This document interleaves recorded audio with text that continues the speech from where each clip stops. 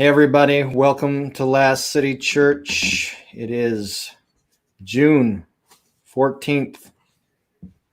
What a splendid sunny Sunday it is, but it's also been the weirdest and most horrific couple weeks in our community, in our nation's life, really difficult. So it's good to be together, and I think what we're going to do today is we're going to wrap up the Brick by Brick series, and really it's going to be about tying some of the loose ends together, but more importantly about talking about what it means for us as a church to move forward in the midst of the time that we've had in our neighborhoods and in our country. And I'm going to pitch a little vision for what that looks like.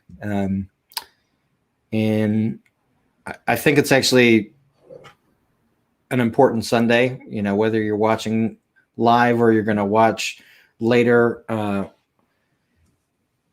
hope that everybody from Last City has a chance to sit down and kind of look at this, because I'm going to kind of lay out what I think we need to do going forward for a while. I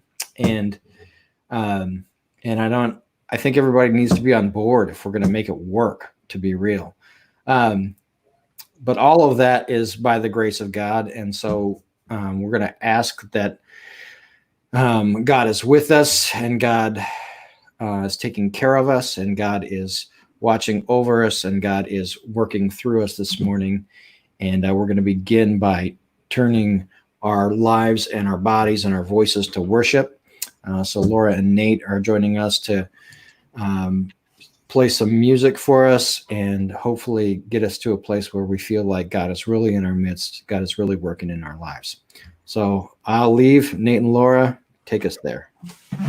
Okay. Good morning.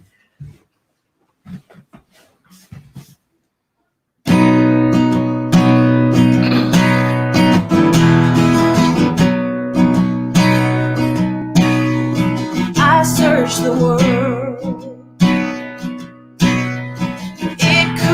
Fill me. Man's empty praise and treasures that fade are never enough. Then you came along and put me back together, and every desire is now satisfied here in your love. Oh, there's nothing better than you. Oh, there's nothing better than you, Lord. There's nothing is better than you. Oh, I know it's true. I'm not afraid to show you my weakness, my failures and flaws. Lord, you've seen them all, and you still call me friend. 'Cause the God of the mountain is the God of the valley. There's not a place your mercy and grace won't find me again. Oh, there's nothing better than you. Oh, there's nothing better than you, Lord. There's nothing is better than you. Oh, there's nothing better than you. Oh, there's nothing better than you, Lord. There's nothing is better than you.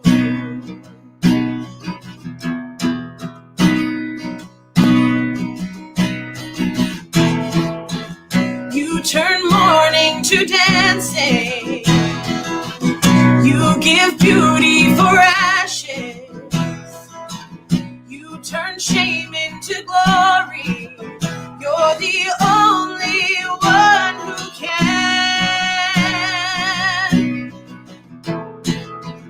You turn mourning to dancing. You give beauty for ashes. You turn shame into glory. You're the only one who can.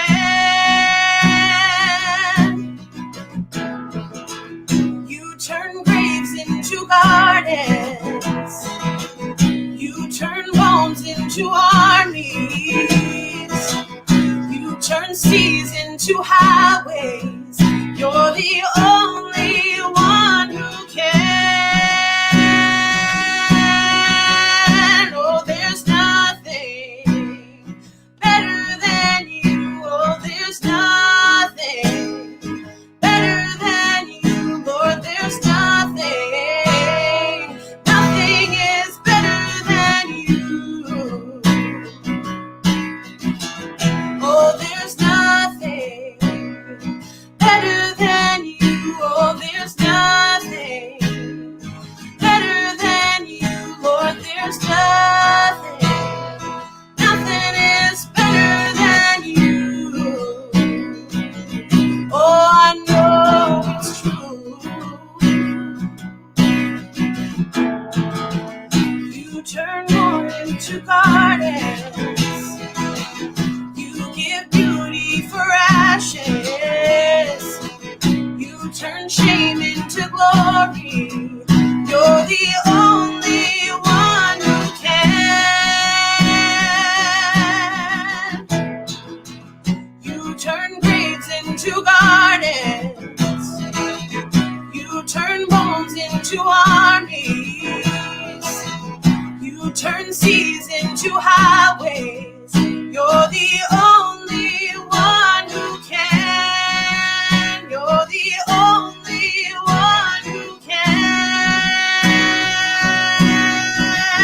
Oh, there's nothing better than you. Oh, there's nothing better than you. Lord, there's nothing. Nothing is better than you. Oh, there's nothing better than you. Lord, there's nothing better than you. Oh, there's nothing. Nothing is better than you.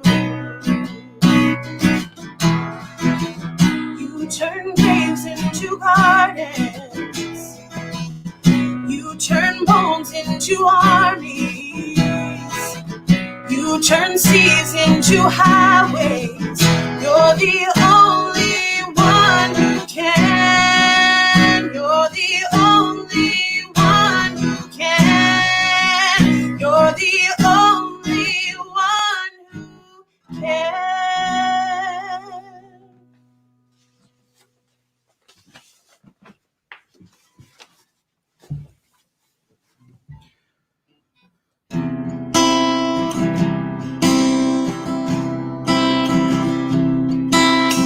All the poor and powerless, all the lost and lonely, all the thieves will come confess, know that you are holy, and know that you are holy, and all will sing out hallelujah, and we will cry out hallelujah. All the hearts who are content, and all who feel unworthy,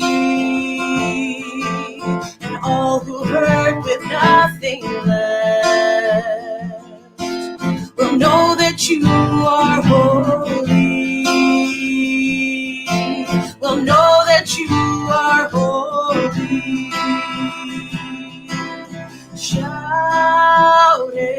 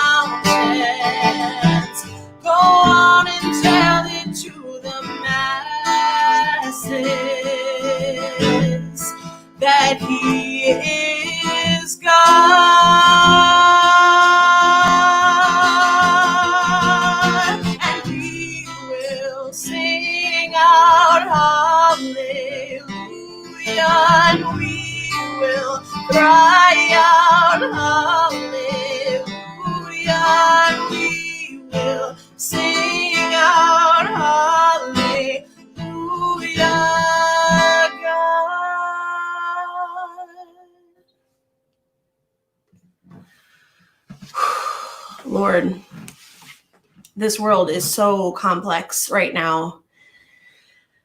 And so let's keep it simple this morning and just thank you for waking us up for another day of doing your hard work. Amen. Indeed. Thank you. Thanks, guys. Appreciate it. Well, give me a minute to get my stuff set up here. It is a complex and difficult world. And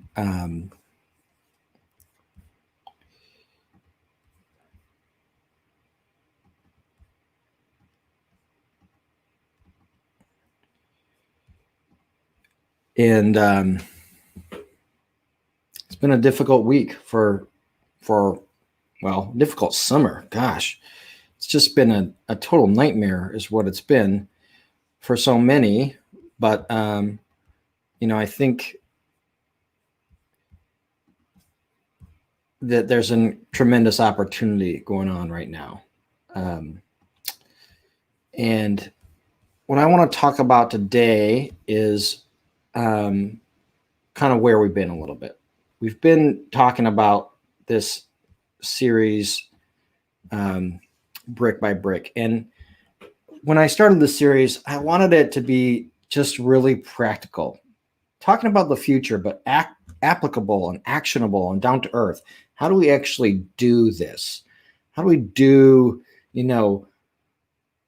practicing the presence of God? How do we engage in climate and ecological justice? How do we do trauma like we talked about last week with Dina?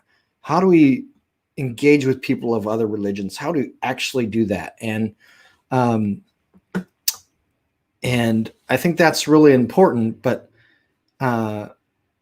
there's no doubt that because of the protest movement that's rising in our country right now, that the ground is shaking and moving. It's shifting under our feet.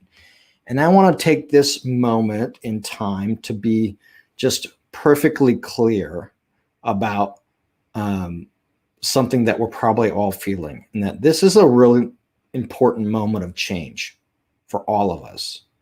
And I think that as a church, we need to welcome it and throw ourselves at it wholeheartedly. And I don't think it's an accident that we've been talking about the future of our church in the midst of this tumultuous time, because I think what this time crystallizes for us is, in fact, exactly where we need to go and what we need to be as a future people of God. And so what does that mean? We have regularly talked about justice issues in our church since I've been here, and especially racial justice issues. And I have to confess that I have always battled feelings of being an imposter in the racial justice movement. Because look at me. I am just the prototypical white male. And why would anyone diverse want to come to my church, right? And so without being a church that is actually diverse, how can we really be engaged in racial injustice? And I've always felt this way. I felt like without a path to real diversity, I'm just going to be stuck for the rest of my life being another white pastor. And something that has been loud and clear to me these last few weeks is that what is really required is solidarity. We need to be with and for our neighbors. And it really doesn't matter if they church with us or not, though that would be wonderful. We need relationships with them. And just so clear to me this week is what has always been needed is white spaces that are willing to advocate for Black people. Can there be any doubt that there needs to be white spaces that are loudly dealing with racial injustice? Maybe white spaces are the places that need to deal with it most. And until white people are willing to make racial inequity a top priority, nothing is going to change. And so in that realm, like, we can be right now exactly what the world needs, exactly what the world has always needed. White people dealing with it in real life. Now, I got to be part of a conversation this week that was really profound and impactful.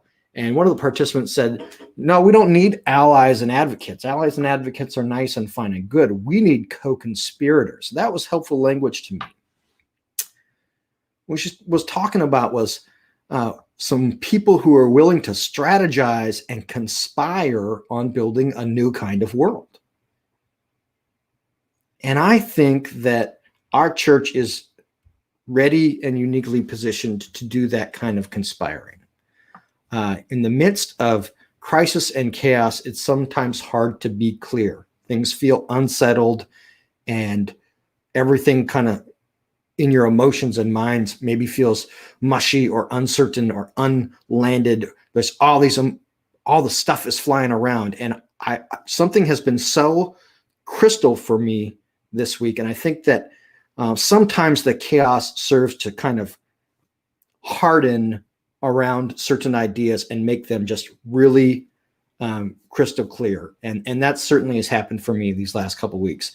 And I just want to clearly affirm that the future of this church in our world, that I intend for us to be regularly and habitually making racial justice a hallmark of our church life together.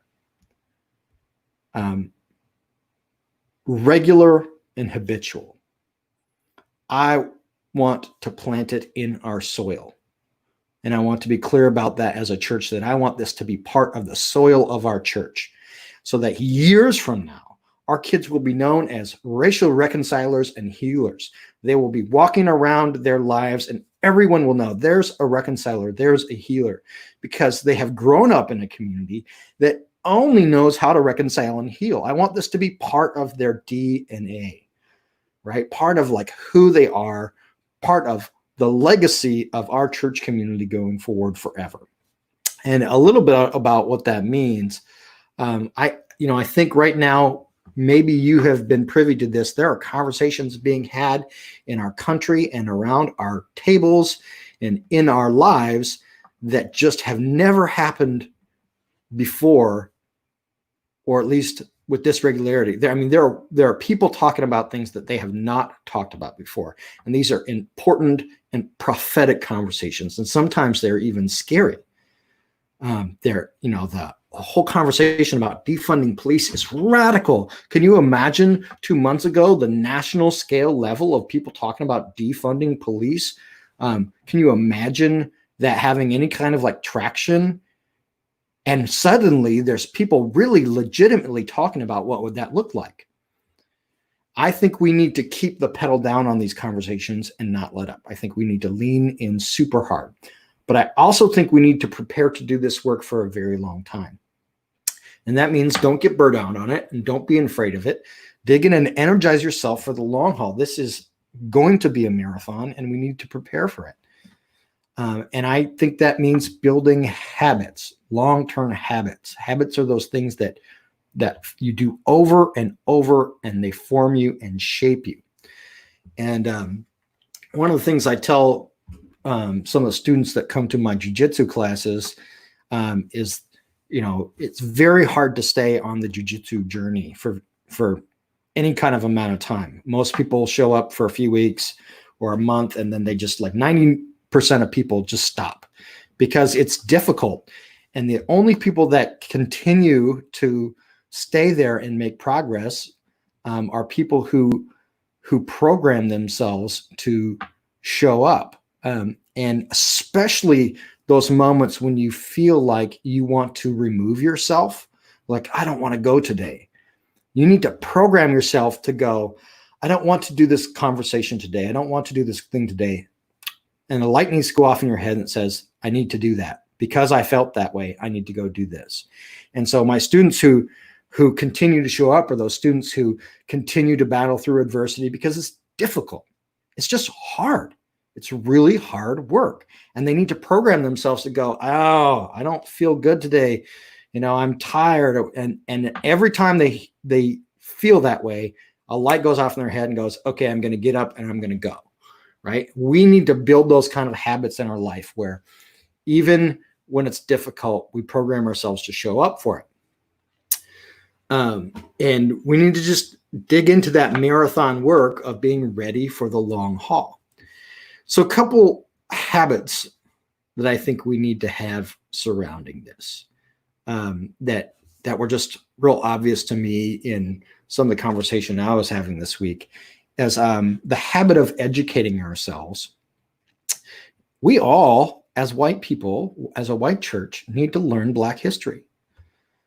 Black people know Black history, and what's crazy about that is they did not learn it in public school. I had to go to graduate school, to seminary, get on a bus in a class, and drive to Selma, Alabama to start learning Black history. And it's not even Black history. It's just American history, right? It's the part of the American history that we don't want to talk about. And we need to be in the habit for the long haul of educating ourselves. And this is going to take time and energy. There are tons of good movies to watch right now. If you go on Amazon, there's a whole top list of them, right? Tons and tons. Go to Netflix and watch 13th. It's outstandingly good. Okay. There are tons of good books to read. If you don't know what they are, I'm happy to give you a list. You can come to my house and borrow some. There's tons of good books to read. And if you've not read widely on racial injustice or Black history, I suggest just do something concrete. And maybe you're not a reader, do it on an audiobook, but just make a list of a couple of books that you're going to read in the next month or 3 months or 6 months. Just make a small list and start banging them out. Because the only way that we're going to be able to prepare ourselves for the habitual long haul of doing good justice work is to steep ourselves and actually care about it enough to go learn about some of the things that are driving this. And many of you guys have been doing this for years. And so this moment in time comes as no surprise to you. Some of us, this is newer, and we're going to have to spend some time planning our life to dig into it going forward. We need this as a regular part of our life. Our kids need to know Black history. And so we need to know it to teach it to them, because they're not going to get it in public school. And we need to have this as part of our regular life so we're not caught off guard by these catalytic moments. And we need to be steeped in and prepared for the catalytic moment. One of the other things that we need to do, and that I hope and intend to make part of the soil of our life,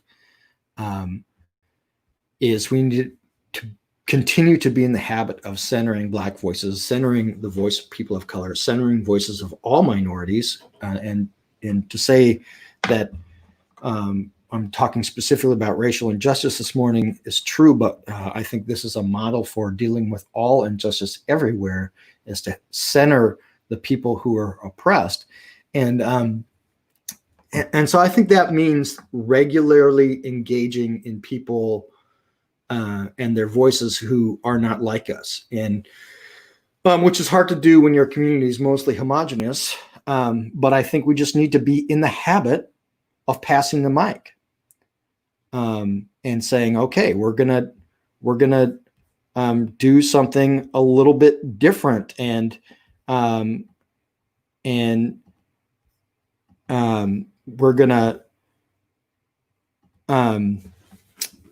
we're gonna be listening to other people's voice, and they might not be people who are familiar to us or who think like we do or come from our same background, but we just need to be in the regular practice of going, I'm going to listen to them because they're from somewhere else. And that's part of our habitual forming of who we are. So that's what I want to do this morning. One of the voices that has been particularly poignant to me over the last few years, and boy, this week she wrote something that just drove things home for me, is activist and author Lisa Sharon Harper. And so as a way to pass the mic and center voices of color, I want to just read her blog post. I would just say, hey, I want to pass the mic and everybody go out and read this. And I know that no one would. So I'm going to literally put it on screen and I'm going to read it. I think it's prophetic, and I think it's for us and for our church. I think we need to be steeped in this word. We'll have one caveat to this, and that's that at the end of this blog post, it's overtly political in a way that I've tried very hard not to be in our church, simply because I want to make space for people from all political parties. You know me, you know that I have no allegiance to political party other than their usefulness for living for a king and a kingdom. As far as I'm concerned, I'm here for God and God's kingdom. And if there's a political party that helps move the dial towards that kingdom, then I will vote that way. I believe in being part of the political system, but I don't believe in any political party's particular platform. And I want to really make space, especially since we at our church who, folks are mostly leaning left. I want to make certain that we are in a place where we are welcoming people from everywhere, which means welcoming people who are even not in the political place we are. So this article does go overtly political. I want you to know that you're still welcome here, even if you don't agree with it. But I'm also not going to apologize for where it goes, because it's a powerful word and it's truthful. Okay. So I'm going to share this with the screen with you, and I'm going to flip over and I'm going to read this, and let's all hear this word from Lisa Sharon Harper together. It's a blog post called The New Seed. In 2007, on her deathbed, Carol Bryant confessed to Timothy Tyson, author of The Blood of Emmett Till never did anything. This is the story that plays on repeat in this nation, not once in a generation, but rather once a week. Black men, women, and children are wrongfully accused of criminal activity or misdemeanors and are killed by cops or vigilantes as a result. This is how it is. This is how it has been.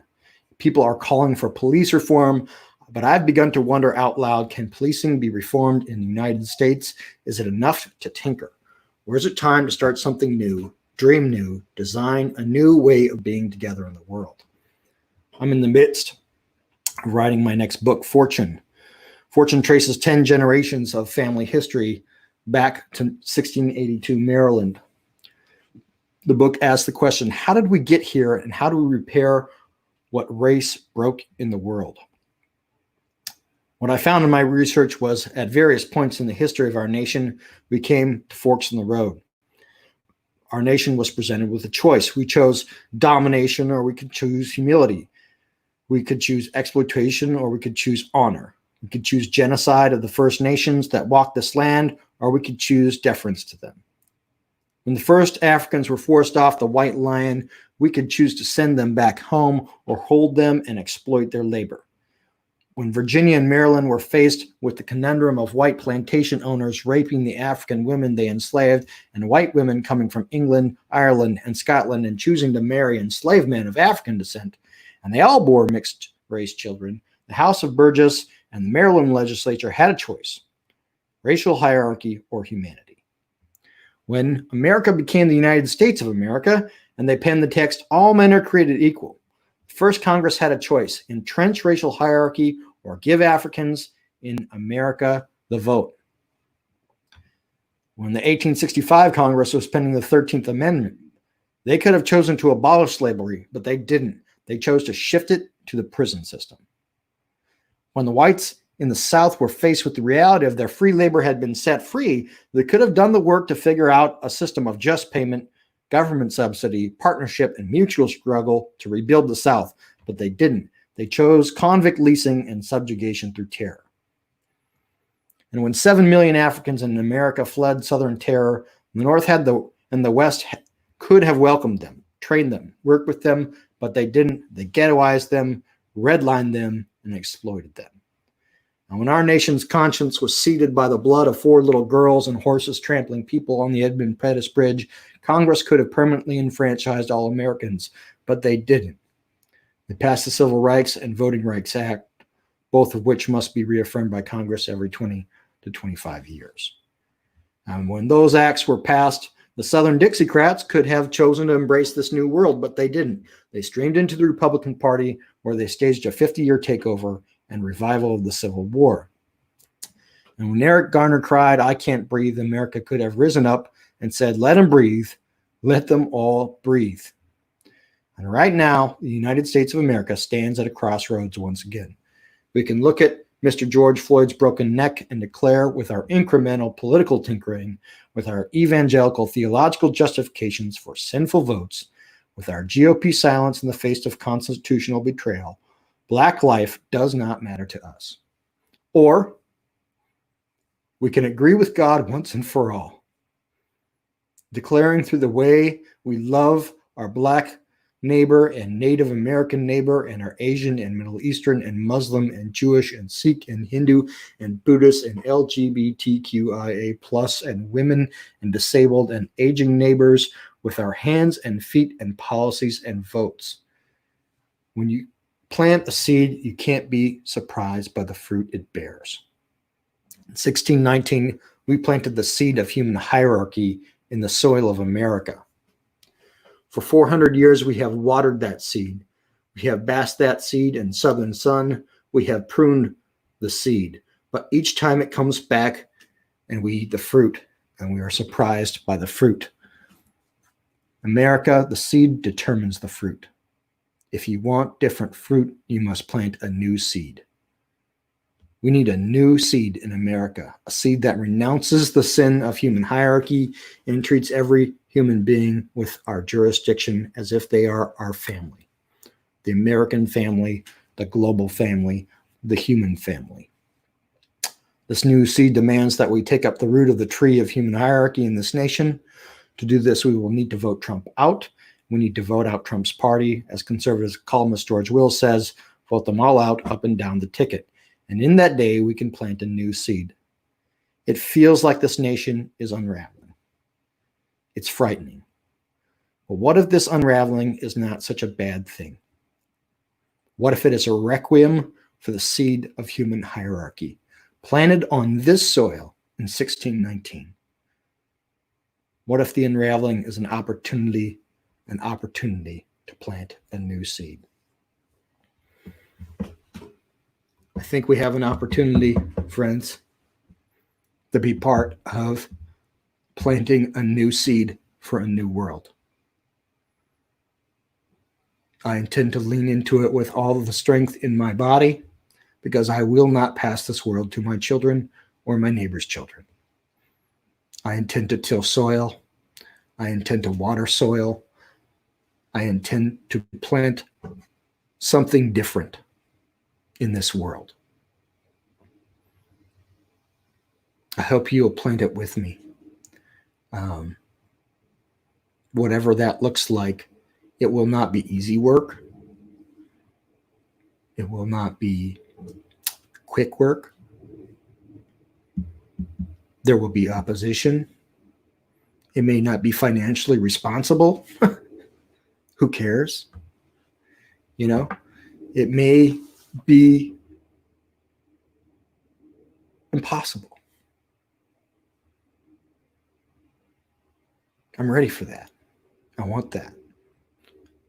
I'm not afraid of impossible.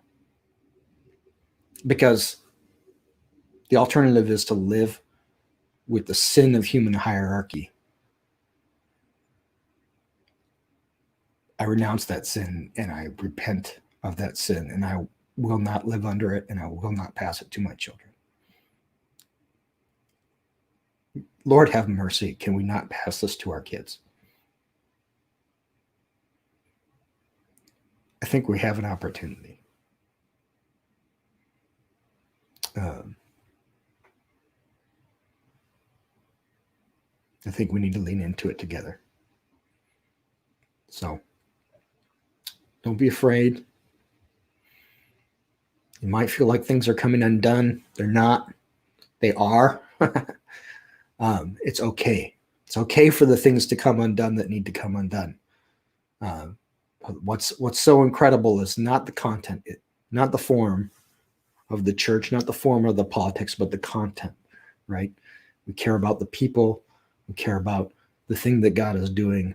The structure that's built around it is it's just a house, and the house can burn down, and that's okay, because God is going to take care of the people, and who cares? It's just wood. It's just a house. Dumb metaphor, maybe. I don't know. Tracking with that.